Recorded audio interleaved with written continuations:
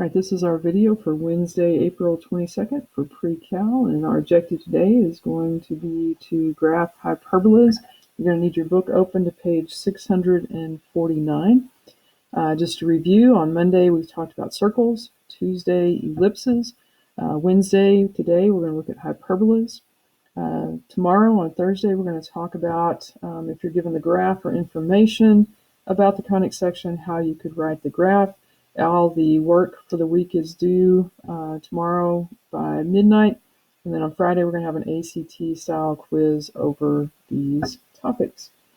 All right, so on page 649, you will see the definition of a hyperbola. And it says the definition, let's start with the first paragraph. It says the definition of a hyperbola is similar to that of an ellipse.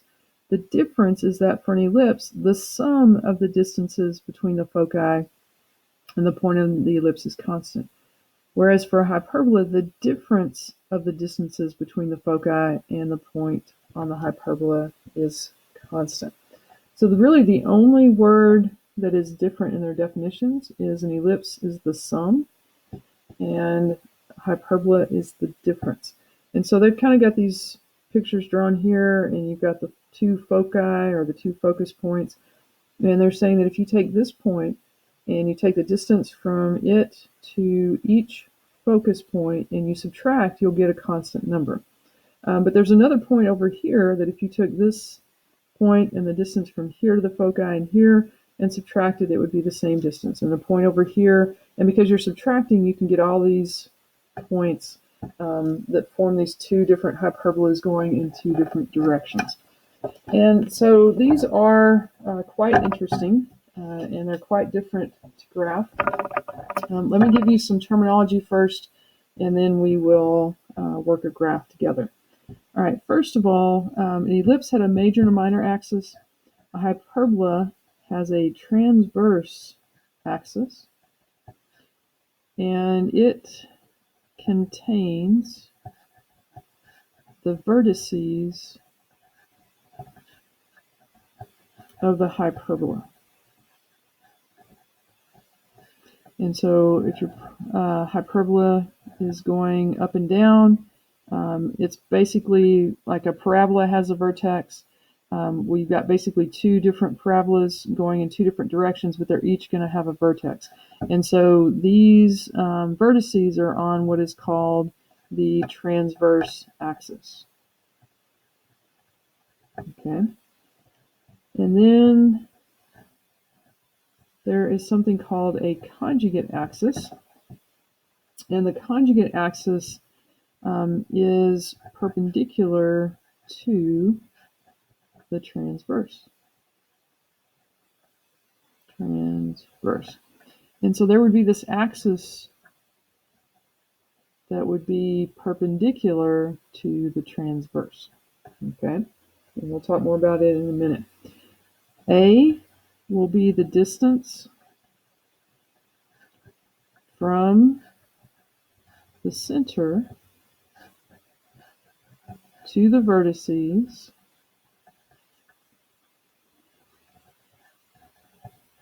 on the transverse axis. Since the vertices are on the transverse axis, then A is going to be on the transverse axis as well. B is the distance from the center on the conjugate axis. It's how far we're going to go from the center in the perpendicular direction from the transverse. Okay? And I'll explain all that in a minute. All right, also on page 649, you will see the equations for the hyperbola. So this would be the standard form of the equation. We have two versions, just like with an ellipse. We have the horizontal version and we have the vertical version. So the horizontal is x minus h in parentheses squared over a squared minus y minus k parentheses squared over b squared equals 1. The vertical is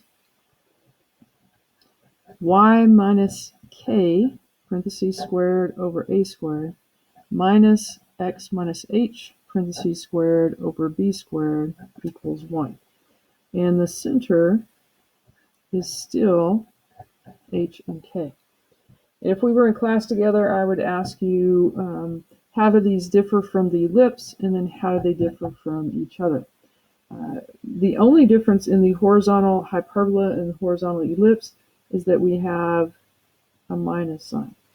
The ellipse had a plus sign. The hyperbola is going to have a minus sign. That's how you can tell the difference between an ellipse and a hyperbola.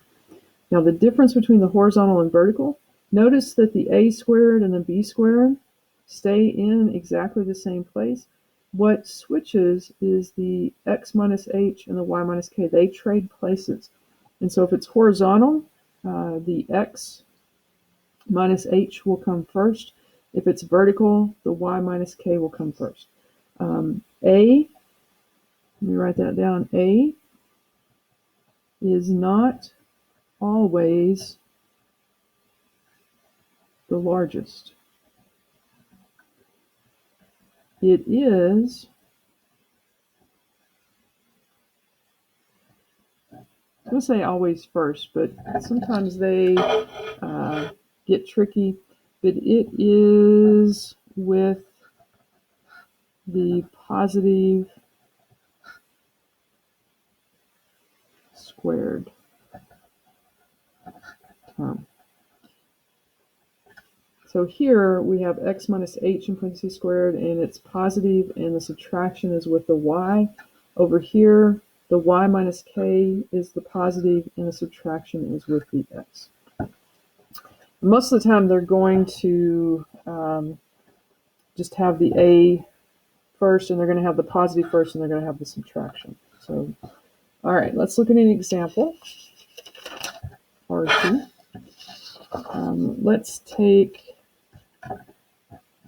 x squared over 4 minus y squared over 9 equals 1, and the directions will be to graph. To graph, we need the center. And so we don't have any parentheses. We don't have an h or a k, so they are understood to be 0. We need a and b. Now we've got 4 and 9, so we know we're going to have a 2 and a 3. And if it were an ellipse, the larger one was always a. But with the hyperbola, it is the first denominator. And so the square root of 4 is 2, and the square root of 9 is 3. And so a is going to be 2, and b is going to be 3. All right, so grab your graph paper, and let's start our graph. And these are quite interesting, quite different. All right, so the center is 0, 0. So I'm going to put that there. A is 2. 2 came from 4. 4 was underneath the x, so I'm going to go 2 to the left and 2 to the right from my center. The 3 came from the 9, which is underneath the y, so I'm going to go 3 up and 3 down. Now, if this were an ellipse, we would just connect the dots, but this isn't an ellipse, okay? So the transverse axis is horizontal, so this is the transverse. That means this is a vertex and this is a vertex. So I'm going to have a parabola going from here and a parabola going from here, but I don't know how big to make it, and that's where the conjugate axis comes in. So I've got my 4 points, not going to connect them, but these 4 points represent a rectangle. There's a rectangle that goes through all 4 of those points, and the diagonals of this rectangle represent the asymptotes for the hyperbola. And if you remember, an asymptote is what a graph approaches and runs along beside. And so, again, you could do all this correct and still not graph correctly. You've got to pay attention. This one has the x first. So this is a horizontal hyperbola. So that means that this is a vertex, and then it's going to open to the right, and I'm going to go up and run along beside that asymptote. And then I'm going to have a left version over here going up and running along beside the asymptote here. And technically, this box, the reason it's dotted is it's not part of the graph. The actual graph is just this parabola over here and the parabola here. And you can see that in your book. You'll see here we have the center, and then we have it opening horizontally, and then we have one here with it opening vertically. So these again are quite interesting. Let's try another one.